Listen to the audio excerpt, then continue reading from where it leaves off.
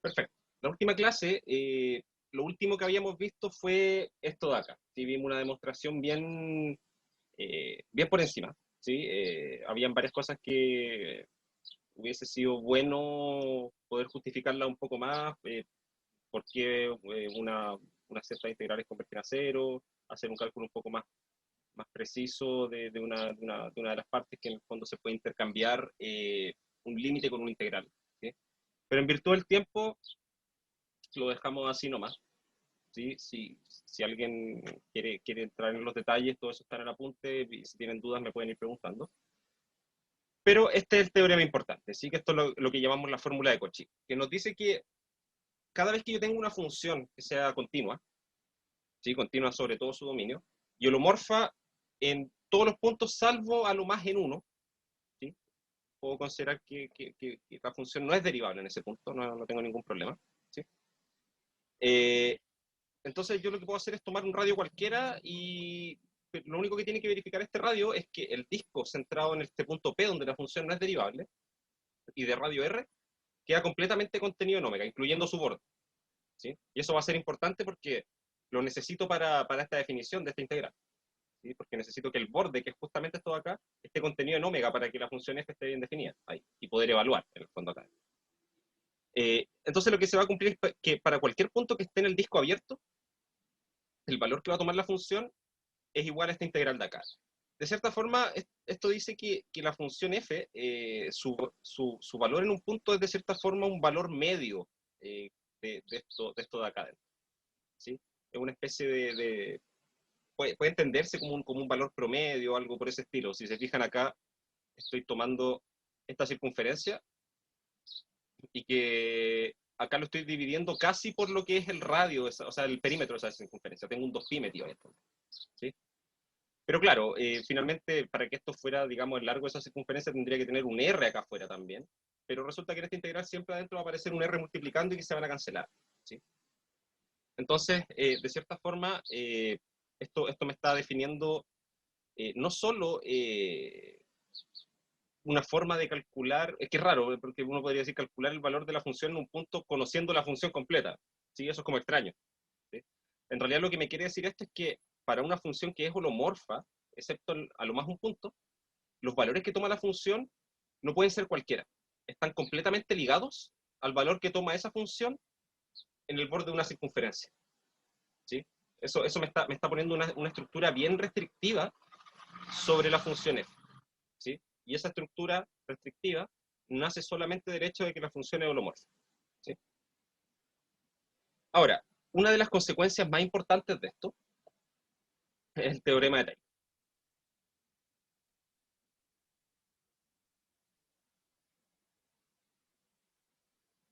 ¿Sí? El teorema de Taylor, que ya lo han visto en otros cursos, se le han dado distintas versiones. ¿Sí? Una versión, digamos, en R, ¿sí? La versión típica que en el fondo es ir escribiendo las series de potencia, ir escribiendo, digamos, las aproximaciones de Taylor, ¿sí? Usando derivadas hasta un cierto orden, y después más un resto. Y cosa importante ahí, que si una función es de clase CK, pero su késima derivada no es derivable, entonces no puedo hablar de desarrollos de Taylor de orden mayor. ¿Sí? Siempre puedo llegar hasta el orden mayor de derivación. Y como en R hay funciones que cumplen eso, o sea, que son k veces continuamente derivables, queriendo decir que hasta su késima derivada son funciones continuas, ¿sí? Pero podría ser que esa késima derivada no sea derivable. Eso puede pasar en R. ¿Sí? Denme un segundo, creo que ahí viene algo.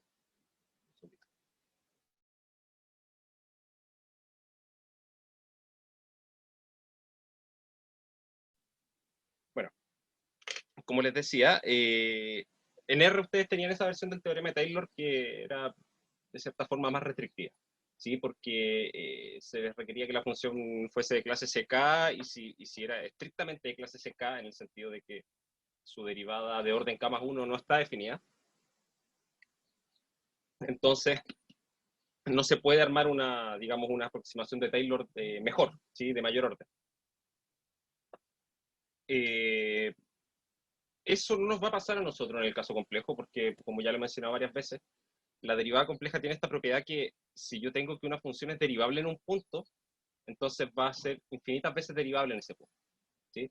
Todavía no llegamos a la razón de por qué eso ocurre, pero lo vamos a ver ahora. ¿Sí? Entonces, el teorema de Taylor nos dice lo siguiente. Vamos a tener una función f definida sobre un abierto omega de los complejos a valores complejos, una función continua y holomorfa. Y fíjense que acá voy a pedir más o menos lo mismo que antes. ¿Sí? Va a ser holomorfa en omega, excepto en el punto P, quizás, en el peor de los casos. ¿Sí? Fíjense que si tengo una función que es continua y holomorfa en todo omega, en particular esta hipótesis se cumple. ¿Sí? Porque si es holomorfa en omega, también es holomorfa en omega menos P. ¿Sí? Entonces voy a considerar también una función, o sea, perdón, un valor real mayor que cero, tal que cumpla lo mismo que en el teorema anterior, que es la fórmula de Cauchy, tal que el disco cerrado de centro P y radio R esté contenido en omega. Entonces, lo que se va a cumplir es que existe una sucesión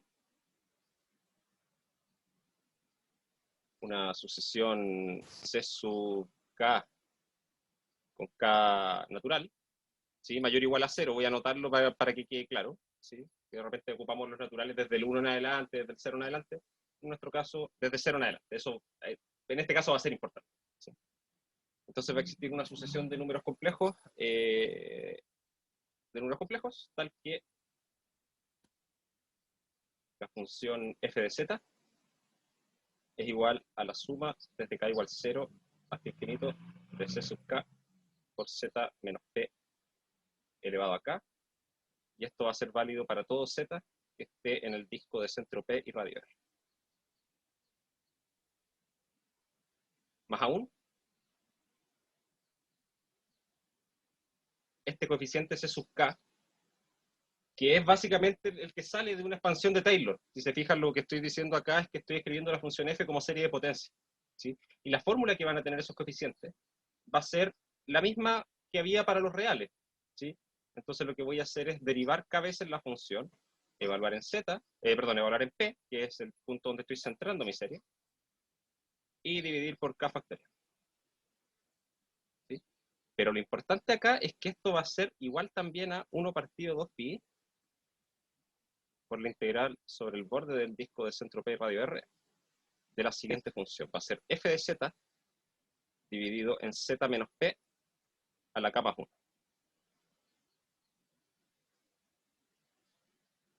¿Sí?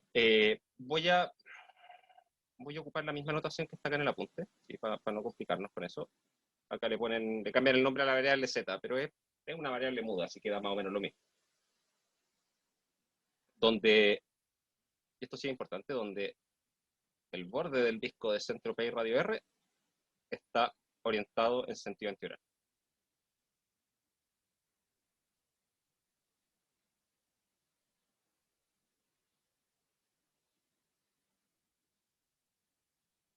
¿Sí? A ver, acá en este teorema hay mucha información, ¿sí? Pero veamos las primeras consecuencias que se pueden ir deduciendo. Después vamos a ver por qué salen todas estas fórmulas de acá. Fíjense que como mi función es continua y holomorfa en omega menos p, lo que estoy diciendo es que si tomo ese punto donde la función en principio no es derivable y tomo un cierto radio a partir de ese punto y me armo un disco, si ese disco está contenido en el dominio de la función, ¿sí? Cosa que siempre voy a poder hacer, porque como el punto P pertenece a omega, ¿sí? Siempre va a haber un pequeño radio que va a hacer que ese disco esté contenido en omega. ¿Sí? Y eso solamente porque omega es un conjunto abierto. ¿Sí? Entonces, una vez que yo fijo ese radio, yo voy a tener la existencia de esta sucesión que hace que dentro de ese disco, la función f es igual a una serie de potencias. ¿Sí? O sea, lo que estoy diciendo es que toda función que sea holomorfa, excepto en un punto, a lo más, excepto en un punto, va a ser, eh, va a ser localmente igual a una serie de potencias. ¿Sí? En torno a ese punto donde fallaba la derivabilidad en el fondo, la función va a ser igual a una serie de potencias. Y en consecuencia, la función también va a ser derivable en ese punto. ¿Sí? ¿Se ve cómo esto implica finalmente la derivabilidad también en el punto P? En principio no la tenía, ¿sí? En principio yo tenía que la función era derivable en todo omega excepto en el punto P. Pero en ese punto P, que es mi punto problemático en el fondo, yo puedo armarme un radio y dentro de ese disco la función es igual a una serie de potencias. Y como es igual a una serie de potencias en particular, es también derivable en P. ¿Sí? ¿Se entiende ese argumento?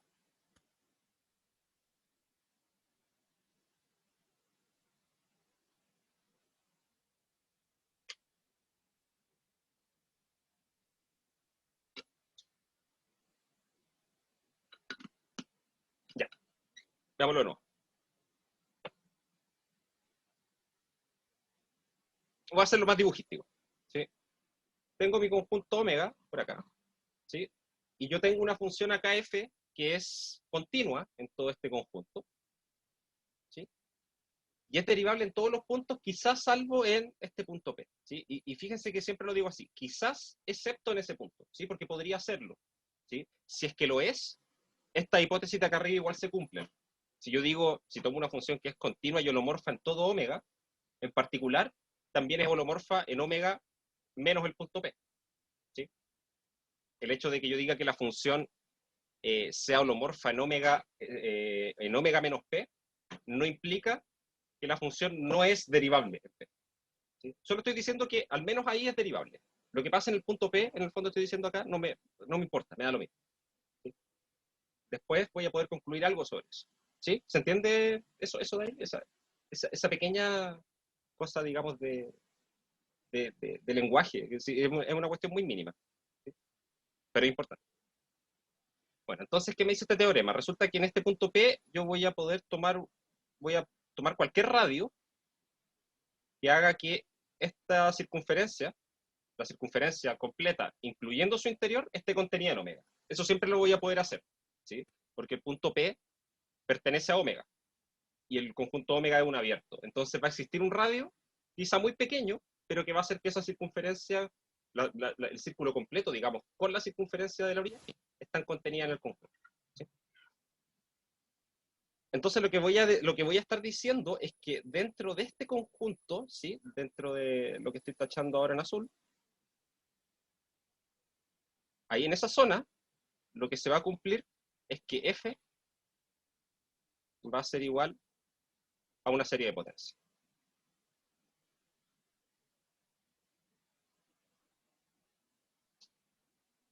¿Sí? Eh, ahora, yo sé que en toda esta parte azul, mi función F coincide con esta serie de potencias, son iguales. ¿Sí? Son iguales como funciones. Pero nosotros sabemos que las series de potencias son derivables en todos los puntos donde están definidas. Entonces, en particular, como lo de la derecha es derivable en P, la función F también lo es. ¿Sí? O sea, yo partí de una función con la cual yo no sabía si era derivable en P y concluí que también era derivable en P. ¿Sí? Para que se fijen lo restrictivo que tienden a ser las funciones holomorfas. ¿Sí? Porque en general yo con esto lo que estoy diciendo es que si tengo una función definida sobre todo el plano complejo quizás, y que sé que es derivable excepto en una cantidad finita de puntos, ¿sí? Con el teorema de Taylor voy a poder concluir que en realidad es derivable en todo el plano complejo. ¿Sí? Porque en torno a cada uno de esos puntitos, donde yo no sé si la función es derivable, voy a poder aplicar el teorema de Taylor y concluir que la función es derivable también en ese punto. ¿Sí? ¿Quedó más claro ahora la idea que hay por debajo de ese argumento?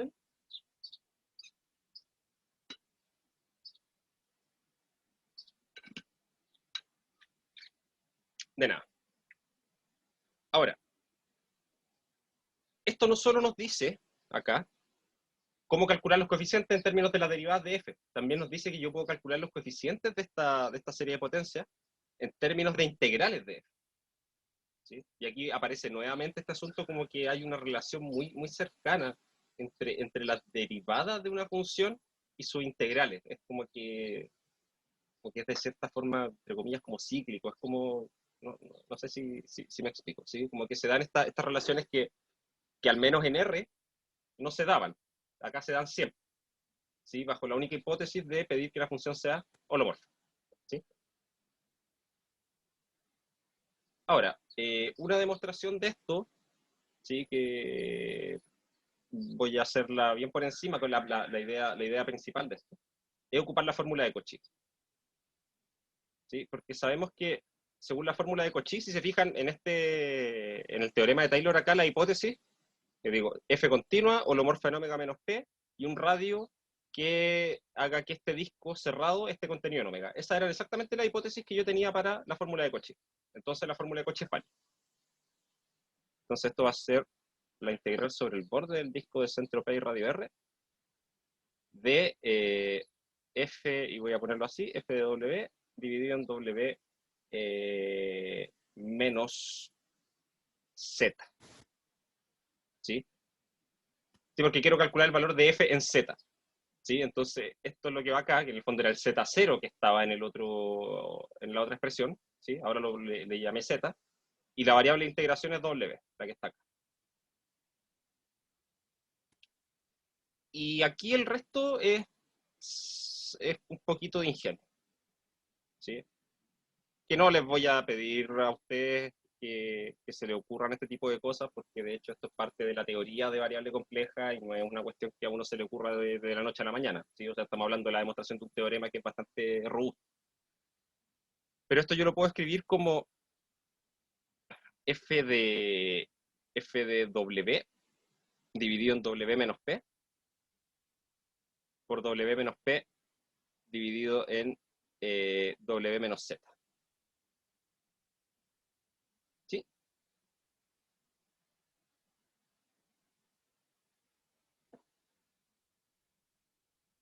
Ahí lo único que hice fue multiplicar y dividir por W menos P. Y la forma de concluir esto es darse cuenta que en realidad esta expresión W menos P partido en W menos Z es igual a 1 dividido en 1 menos Z menos P partido en W menos P. ¿Sí? Eso es un poquito de álgebra nomás, ¿sí? Pero esta igualdad se tiene, ¿sí? Entonces con esto, en realidad, lo que yo puedo decir es que esta función f de z que yo había tomado es igual a 1 partido 2pi por la integral del disco de centro P y radio R de la función f de W dividido en W menos P. Y esta expresión de acá, ¿sí? Que la voy a reemplazar con esto de acá abajo, la voy a escribir como una suma geométrica. ¿Sí? Esto es de la forma 1 partido 1 menos Q. Eso es como el límite de una suma geométrica cuando se cumplen las condiciones. ¿Sí? Eso lo vamos a mencionar también. Pero esto termina siendo igual a la suma desde K igual 0 hasta infinito del término que está abajo, restándose al 1, elevado a K. ¿Sí? Ahora, para que esto sea válido, yo lo que necesito es que el módulo de esta división sea menor que 1, ¿sí? Para que esa suma converja, ¿sí? Y esto lo voy a anotar acá al lado. El módulo de z menos p dividido en W menos p es igual a ¿qué cosa? El módulo de z menos p dividido en r, ¿sí? Porque fíjense que los puntos W, los que estoy tomando, son los de mi variable de integración. O sea que son puntos que están sobre la circunferencia de centro P y radio R. Están en el borde de ese círculo, ¿sí? O sea que son todos aquellos puntos que están a distancia R del punto P, ¿sí? Entonces el módulo de W menos P es igual a R. Y por otra parte, Z menos P, yo dije que el Z lo estamos tomando en el círculo, acá adentro, ¿sí? Estrictamente adentro, ¿sí? Entonces la distancia que hay de cualquier punto que está acá dentro de este círculo hacia el punto P es menor estricto que R. Entonces finalmente esto es menor que R partido R, que es igual a 1, ¿sí? Así que el módulo de esto es siempre menor que 1, lo que hace que esta expresión, esta de acá, perdón, esta fracción de aquí, el 1 partido 1 menos esa fracción, ¿sí? Sea siempre el resultado de esta suma geométrica, ¿sí? Independiente de lo que sea W sobre el borde de este disco, e independiente de lo que sea Z en el círculo, ¿sí? Y bueno, aquí vamos a asumir que todo esto de acá es posible, ¿sí? Voy a meter este término, bueno, voy a tomar el 1 partido 2 pi que está fuera de la integral, lo voy a meter a la integral, eso lo puedo hacer. Pero después todo eso lo voy a meter dentro de la sumatoria. Y una vez que esté dentro, voy a intercambiar la suma con la integral. ¿Sí? Esa última parte es la compleja. ¿Sí? Hay que justificar que esas dos cosas se pueden intercambiar. ¿Sí? Pero se puede, créanme. Entonces, finalmente lo que me va a quedar, después de reordenar los términos, va a ser, bueno, 1 partido 2 pi por la integral sobre el borde del disco de centro P y radio R. Y acá adentro lo que me va a quedar va a ser f de W, que es este que está acá. Y fíjense que me va a quedar un W menos P elevado acá más 1, porque tengo un elevado acá adentro, más este de aquí. Se me queda esta expresión de acá, integrada con respecto a W, y el resto lo puedo dejar fuera de la integral porque no depende de W. Y lo que me queda afuera es un Z menos P elevado acá.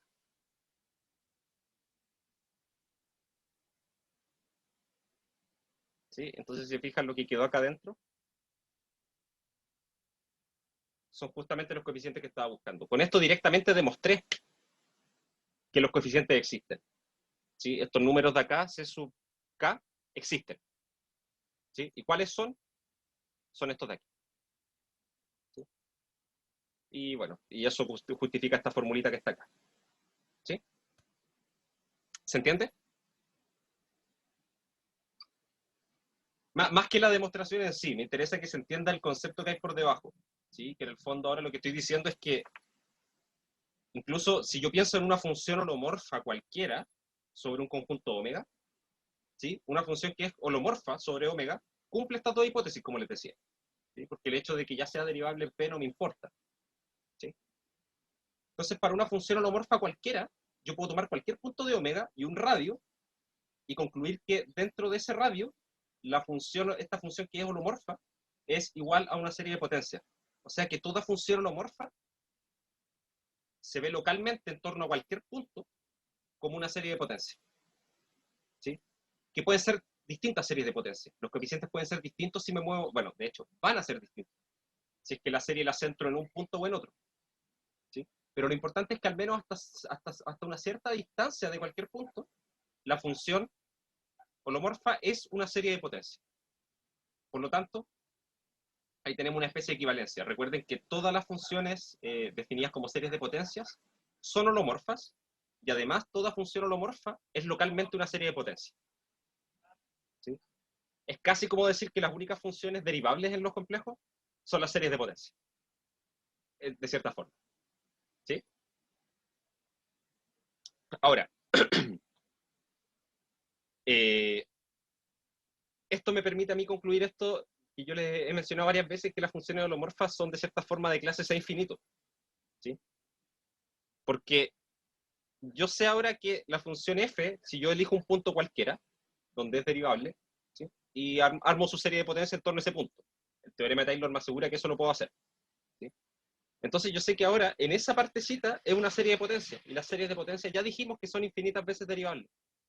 ¿Sí? Porque lo único que tengo que hacer es derivar los términos que están adentro. ¿Sí? Entonces, consecuencias de esto,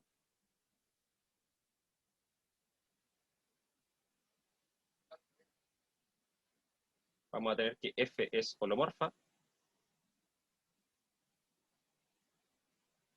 en omega, si solo si f es localmente una serie de potencias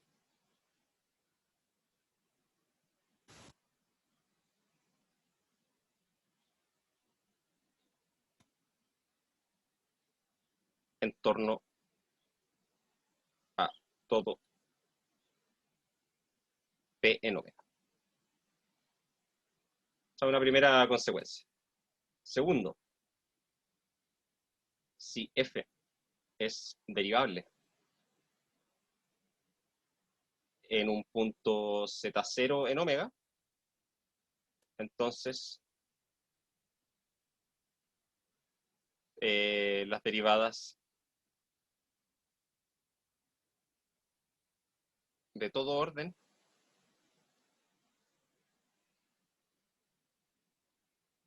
en Z0 existen.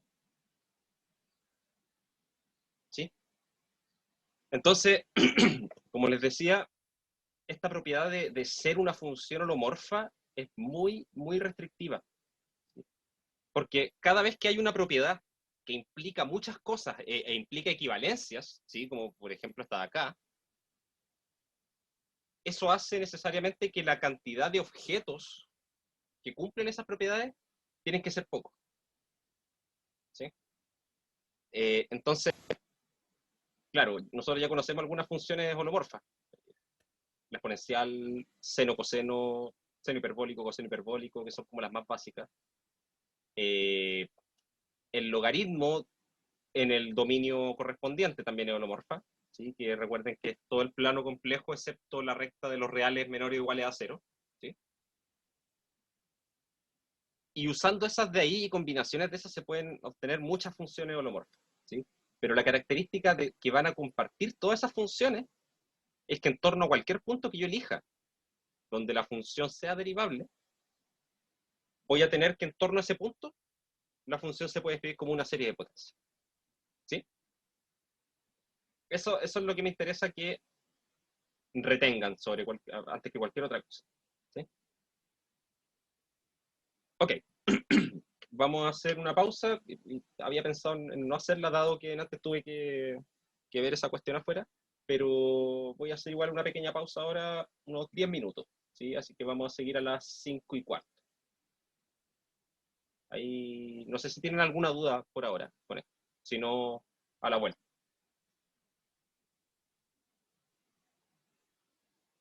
Ya, ok. Entonces seguimos en 10 minutitos.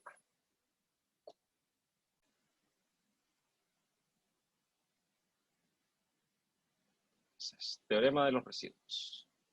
Sí, que esta va a ser una última técnica, y va a ser una técnica bien poderosa para el cálculo de integrales. ¿Sí? Ya hemos visto varios casos, ¿sí? Que de repente cuando hay una función que tiene alguna indefinición en alguna parte y yo con una curva rodeo ese punto de indefinición, ¿sí?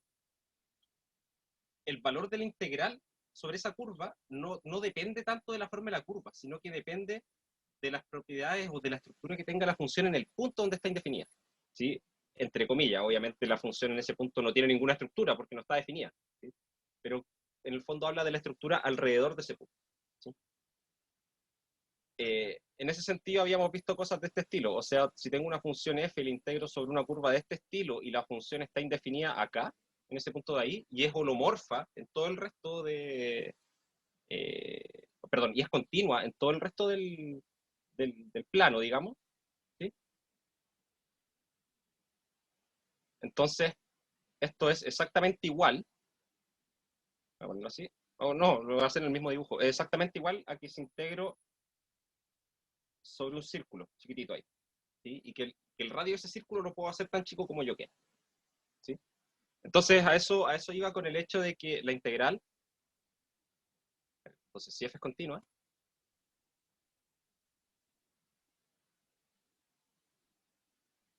eh,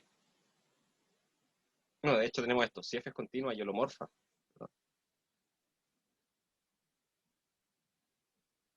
En omega menos p,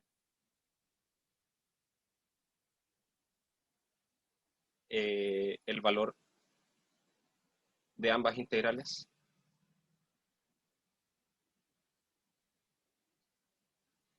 es el mismo. ¿Sí? Entonces estoy solo dependiendo de cómo se comporte la función en torno al punto P, digamos, en los puntos que están muy cercanos a ese punto. ¿Sí? Y eso se refleja con esto de que en realidad esta circunferencia que estoy tomando la puedo hacer tan chica como yo quiera. ¿Sí? Pero siempre centrada en el punto P. Fíjense que acá estoy hablando de que la función es continua y holomorfa en omega menos P. ¿Sí? Si esto fuese el caso, por ejemplo, que la función f es continua y holomorfa en todo omega, en particular se cumple esto de acá. Y en ese caso estas dos integrales van a ser cero por el teorema de Cauchy-Goursat. ¿Sí? Pero la otra versión del teorema de Cauchy-Goursat me dice que cada vez que tengo una indefinición de la función, yo la puedo esquivar. ¿Sí? ¿Y de qué forma? Era haciendo este truquito de cortar en alguna parte así, por ejemplo. ¿Sí? y armar dos caminos que cumplen la hipótesis del teorema de Cauchy-Boursat. ¿Sí? De esa forma evito la singularidad, ¿sí? Evito este punto conflictivo que tiene la función. ¿Sí? Y esa versión más general del teorema lo que nos dice es justamente que se integra en sentido antihorario, digamos. La curva blanca es lo mismo que se integra en sentido antihorario sobre el círculo verde. ¿Sí? Y si hago las integrales en sentido horario, obviamente tienen que ser las dos en sentido horario y las integrales van a seguir coincidiendo, porque lo único que voy a estar cambiando ahí en ambas es el signo. ¿Sí? Entonces, considerando esto de acá, si es que, por ejemplo, ¿qué pasaría ahora en otro caso? Si es que la función es continua en todo omega, pero holomorfa solamente en omega menos p. ¿Sí? Estoy suponiendo, eso cumple estas dos cosas. ¿Sí? Pero estoy diciendo que la función también es continua en p, o sea, está definida. Eso significa que se cumplen las condiciones para el teorema de Taylor. ¿Sí? Y por lo tanto voy a poder concluir a partir de Taylor que la función de hecho no es solo holomorfa en omega menos p, sino que es holomorfa en omega. Y por el teorema de Cauchy-Boursat, las integrales sobre estas dos curvas van a ser cero. ¿Sí? Entonces nos tenemos que enfocar principalmente en el caso en que la función f es continua en omega menos p y no está definida en p. ¿Sí? Eso es importante, ¿sí? Y que sea holomorfa en todo ese conjunto también. ¿Sí? O sea, cuando estas dos hipótesis de acá se cumplen de manera estricta. ¿Sí? Entonces, diremos que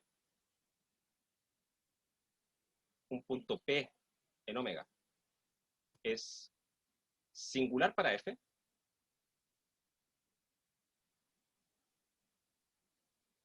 si f no es holomorfa en p,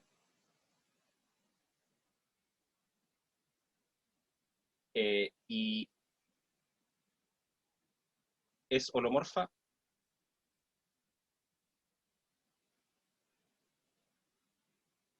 en todo entorno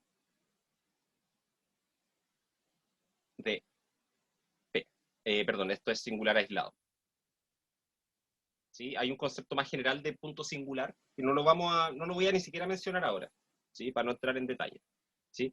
Pero singular aislado significa esto, ¿y por qué se le llama singular aislado? Es porque básicamente lo que pasa es que yo tomo un punto P acá, y en todo entorno de P, eso significa en todo círculo que contenga P, o cualquier abierto en general que contenga P, la función es holomorfa. ¿Sí? Entonces se cumple que la función ahí es holomorfa en cualquier círculo ahí, excepto en P. ¿Sí? Ese círculo lo puedo hacer tan chico como quiera, lo puedo agrandar. Quizá voy a tener algún límite, ¿sí? Que es cuando ya me empiezo a salir del conjunto omega. ¿Sí?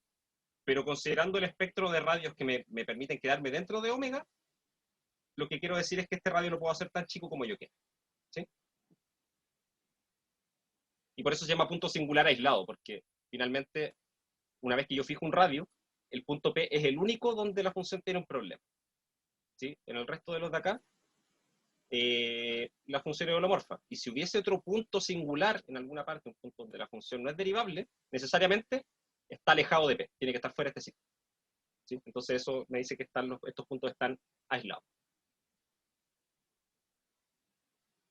Eh, entonces un ejemplo, el ejemplo más simple, voy a poner dos ejemplos acá. Seno de z dividido z, g de z igual a coseno de z dividido en z. ¿Sí? Si se fijan, estas dos funciones están indefinidas en z igual 0. ¿Sí? No las puedo definir. ¿Sí? Tengo divisiones por 0. Pero de todas formas, se cumple lo de arriba, porque obviamente si la función no está definida en un punto, no puede ser holomorfa en ese punto. ¿Sí? Entonces z igual 0 es singular aislado para ambas funciones.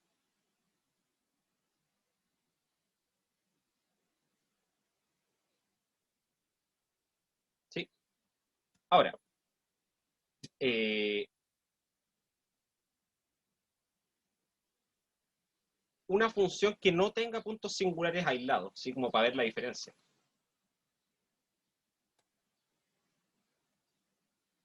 Voy a ponerle otro nombre, esta le voy a poner h de z para que no se confunda con los de arriba. H de z igual a 1 partido el seno de 1 partido z. ¿Sí? Aquí tenemos que en realidad el seno de 1 partido z es 0, si solo si 1 partido z es igual a k por pi, con k entero. ¿Sí?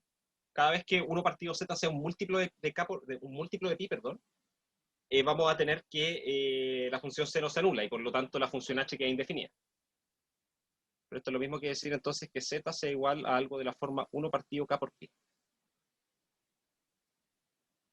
Entonces, ¿cuál es el problema con esto? Es que estos puntos donde la función se va a estar indefiniendo van a ser estos de acá. Voy a tener acá pi, perdón, 1 partido pi. Acá vamos a tener 1 partido 2pi. Después voy a tener acá, por aquí, 1 partido 3pi. Y así. Y en realidad esos de ahí van convergiendo a 0. ¿Sí? Entonces, estos no son aislados porque en el fondo forman una sucesión convergente. Entonces, los puntos se van acercando tanto como yo quiera. ¿Sí? Porque, claro, entre ellos van a haber siempre una distancia. Pero z igual 0 también es una singularidad de esto. ¿Sí? Porque no puedo hablar de z igual 0 porque estoy dividiendo por 0 acá dentro del seno. Entonces, el 0 también es un punto conflictivo para esta función. ¿Sí? Y los otros forman una sucesión que converge a él. ¿Sí? Entonces, el 0 no es un punto singular aislado, porque por muy pequeño que yo tome un radio en torno al 0, siempre voy a agarrar términos de esta forma, ¿sí? Con k muy grande. ¿Sí?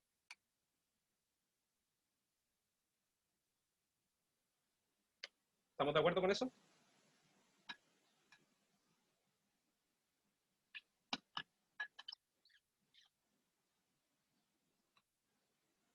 Ok. Entonces, en estos dos ejemplos de arriba, en f y en g, hay algo importante. ¿Sí? Recordemos de los cursos previos de cálculo que el seno de x partido en x converge a 1 cuando x converge a 0. ¿Sí? Y en ese sentido, si yo defino la función f, pensando en los reales,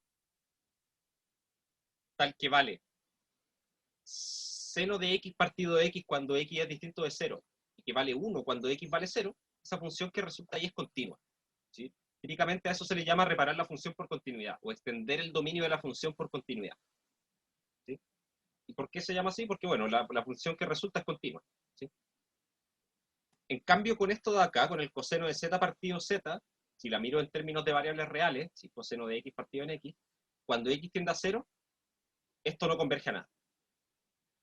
¿Sí? Porque de hecho el coseno de x converge a 1 cuando x tiende a 0, y esto de acá abajo tiende a 0. ¿Sí? Entonces no hay forma de arreglar eso de ahí. ¿Sí? Entonces, diremos que un punto singular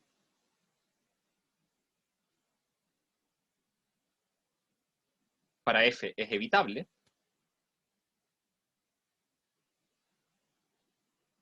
y creo que el nombre de la propiedad lo dice todo. Es evitable si el límite cuando z tiende a p de f de z existe. ¿Sí? Donde p es el punto singular.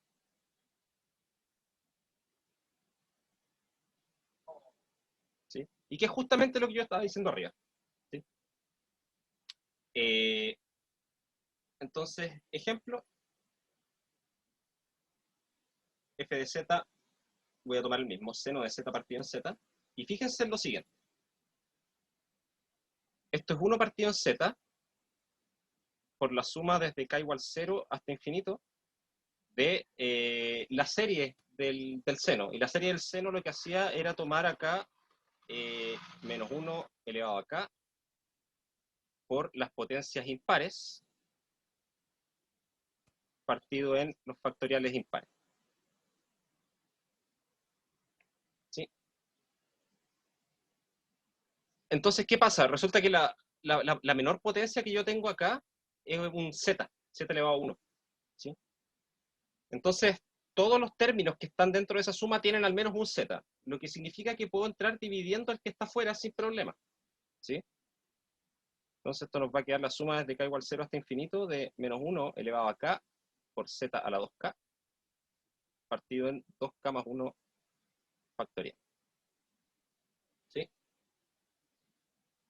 Pero resulta ahora que esta nueva serie, la potencia más baja que tiene, es 0, es z elevado a 0. ¿Sí?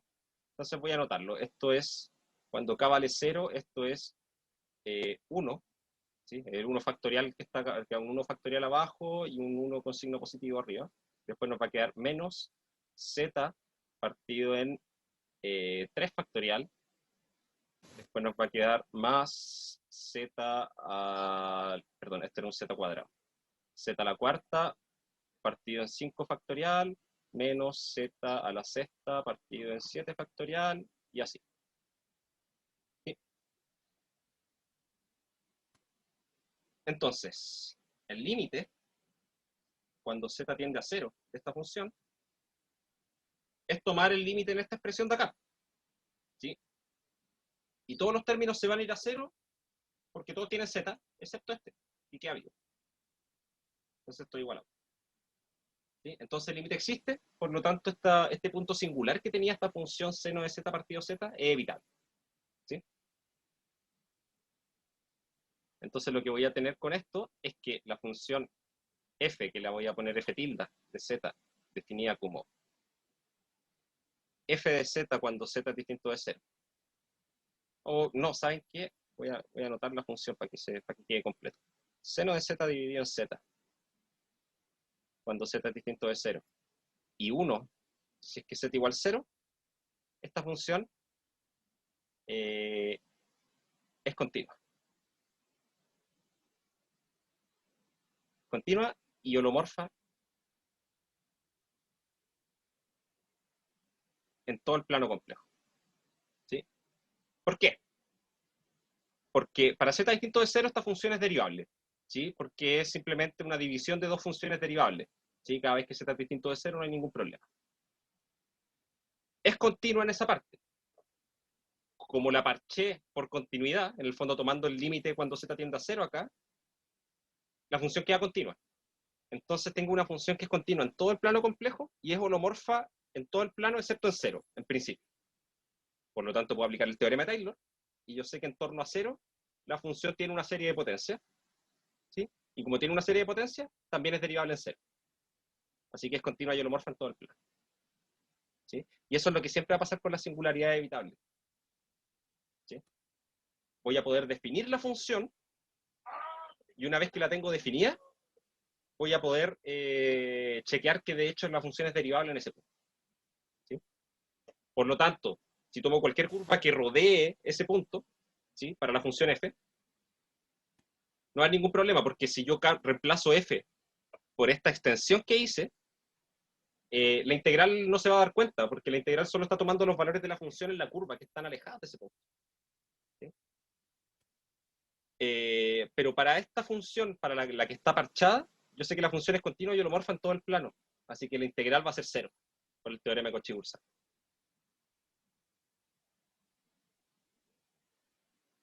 Ahora, este parche no lo puedo hacer para la función coseno de z partido z, y ya lo expliqué por qué. ¿Sí? Ahora, notemos que para la función g, hemos puesto g de z igual a coseno de z dividido en z, si bien esto no es posible,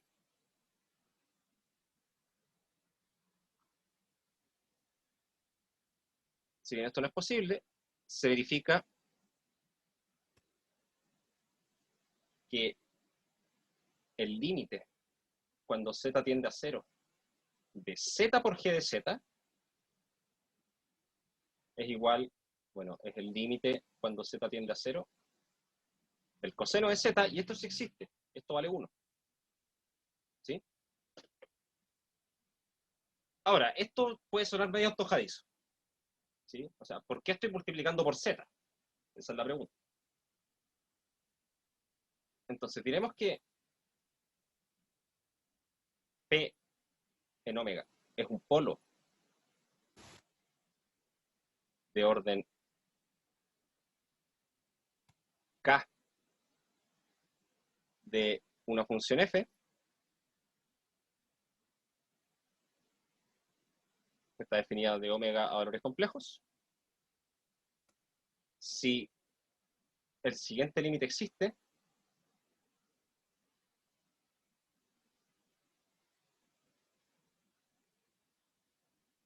y es distinto de cero.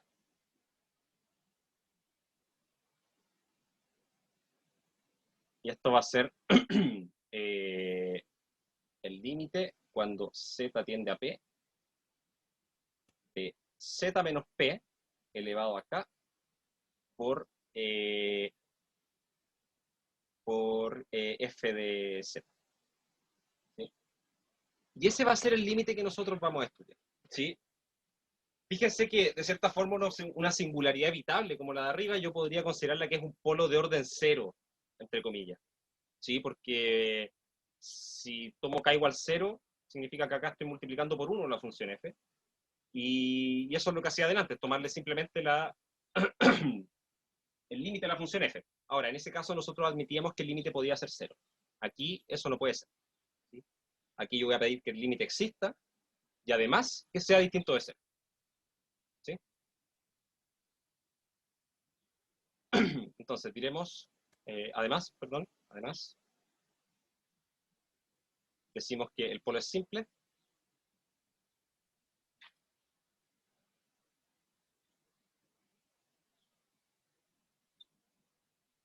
si este número k es igual a 1. ¿Sí? Ahora, aquí me faltó ser quizá un poco más riguroso con esto, ¿sí? Pero lo voy a dejar en palabras, ¿sí? Para que lo tengan presente. Cuando hablo de un polo de orden k, en realidad me refiero al menor valor de k que hace que este límite exista y sea distinto de ese. ¿Sí? Ahora, eso queda definido de forma única, si es que existe. ¿Sí? No pueden haber dos enteros distintos, K1 y K2, que hagan que este límite exista y sea distinto de cero. ¿Sí? Porque si para uno de ellos, para el menor de ellos, este límite existe y es distinto de cero, para el otro, el límite también va a existir, pero va a ser igual a cero. ¿Sí? Porque voy a poder separar como el límite de un producto, de dos cosas convergentes. ¿Sí?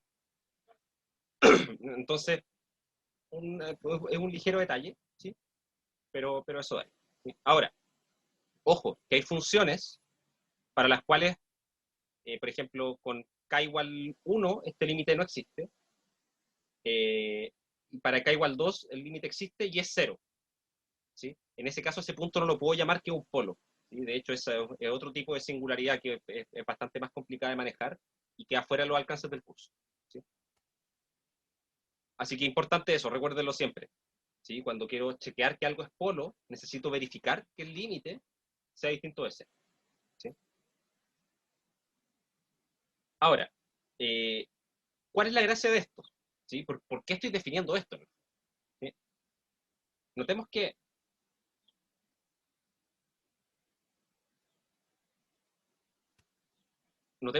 la función g de z, que la vamos a definir como sigue, va a ser z menos p a la k por f de z, cuando z es distinto de p. Perdón, y acá a esto le voy a poner L, ¿sí? Porque lo voy a ocupar de nuevo. Voy a tomar esta función que para los z distintos de p vale esto, sí que en el fondo es lo que metí acá dentro del límite. Y en z igual p va a valer L.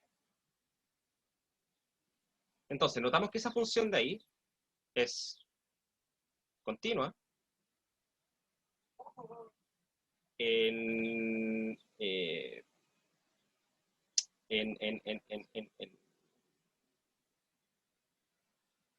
¿cómo la noto? Es que no es continua en omega, es continua en una vecindad de P.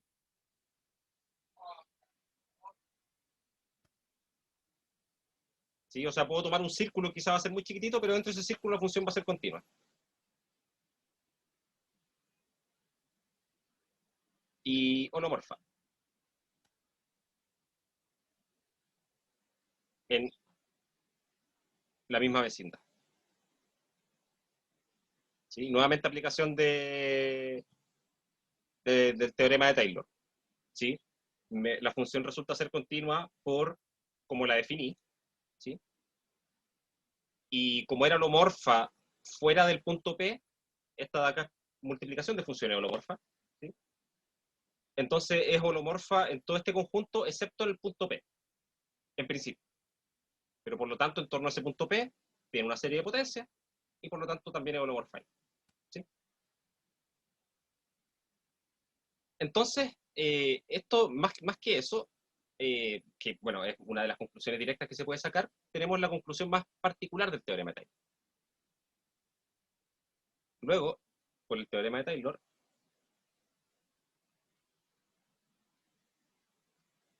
vamos a tener que existe un radio mayor que cero, o digamos para todo radio suficientemente pequeño, de hecho.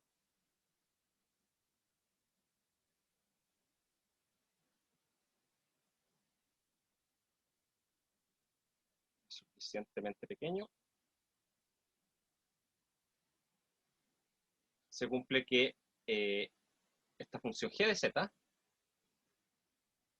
es igual a la suma desde k igual 0 hasta infinito en z igual p. Gracias. Sí, eso. Sí, z igual p. Gracias. G de z lo voy a poder escribir de esta forma.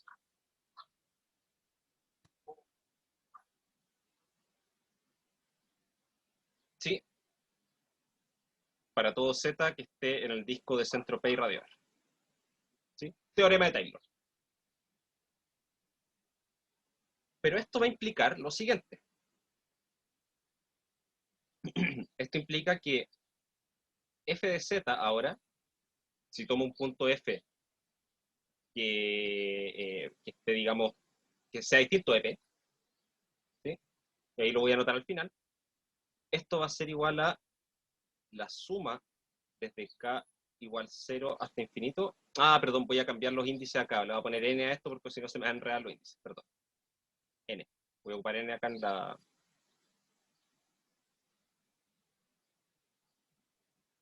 Entonces acá, Cn por z menos p, y aquí voy a tener n menos k.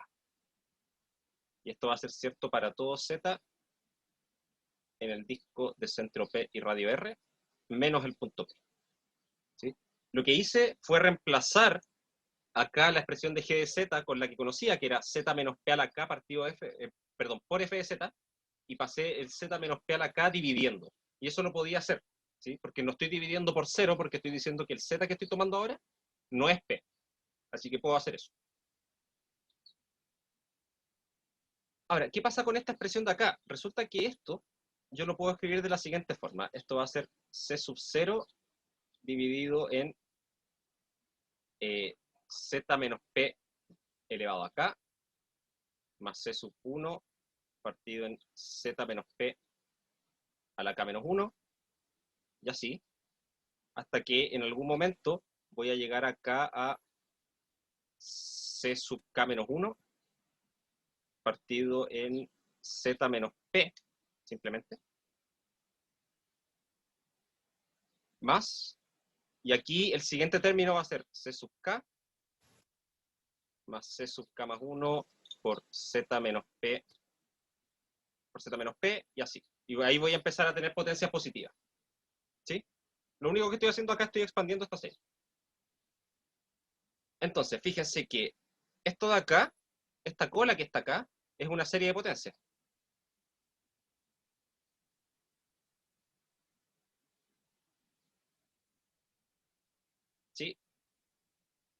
todo lo que está acá, ¿sí? Hasta justo antes de este término de aquí, son funciones con primitiva. ¿Sí? Son potencias negativas con distintas de -1 en la potencia. ¿Sí? Así que a esa les puedo encontrar una primitiva. Eso también lo vimos en algún momento. ¿Sí? O sea, vimos cómo se comportaba la derivada de potencias. ¿Sí? Entonces de ahí sale esto de acá. Pero esta de acá no cumple ninguna de esas dos propiedades. Es una cuestión media conflictiva. ¿Sí? Entonces, lo que voy a tener es que la integral de f de z sobre cualquier curva cerrada, o digamos simplemente sobre el disco de centro P y radio R, no, de hecho, ¿saben qué? Hagámoslo en el caso general, tiro la curva sobre cualquier gama que encierre al punto P, eso es lo importante, una curva que encierre al punto P, de la función f de z, va a ser igual a la integral sobre cada uno de estos términos, ¿sí? Que son finitos, pero todos van a integrar cero, porque voy a estar integrando una función que tiene primitiva. Ya vimos que en ese caso la integral daba cero. Más la integral sobre una curva cerrada de una serie de potencias, que es una función holomorfa. Así que la integral también da cero. Entonces lo único que nos va a quedar acá va a ser c sub k menos 1 por la integral sobre gamma de la función 1 partido z menos p. ¿Sí? Y esto de acá es c sub k menos 1 por, y a esto le habíamos puesto un nombre, no sé si se acuerdan. ¿Sí? Esto de acá es 2pi por i por la función indicadora de gamma en el punto P. ¿Sí? Que era, así se definía. La función indicadora era esta integral dividido por 2pi. ¿Sí? ¿Y qué hacía esto? Nos indicaba cuántas vueltas da la curva en torno al punto P, en este caso. ¿Sí? Así, si gamma es un camino simple,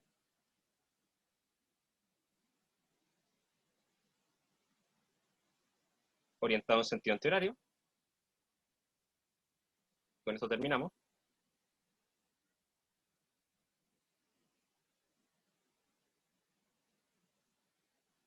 Entonces,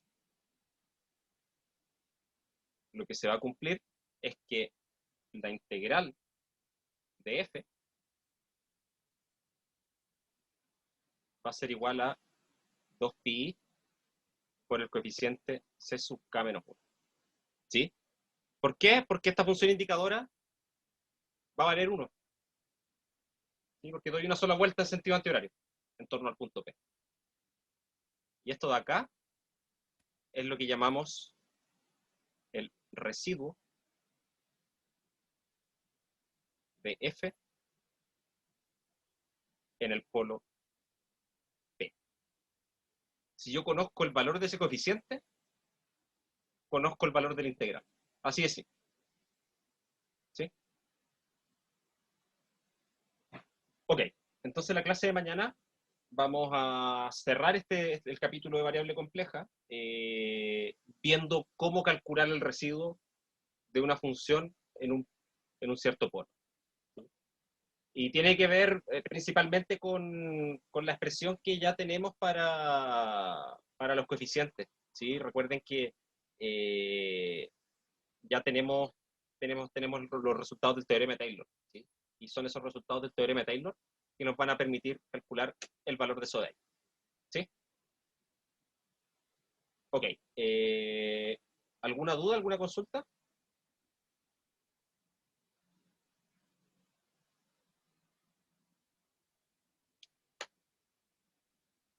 Entonces, si no hay nada, nos vemos mañana y vamos a cerrar esto y ya la próxima semana ya partimos con estos asuntos de ecuaciones derivadas parciales. ¿Ya? Que estén bien, cuídense. Chao, chao.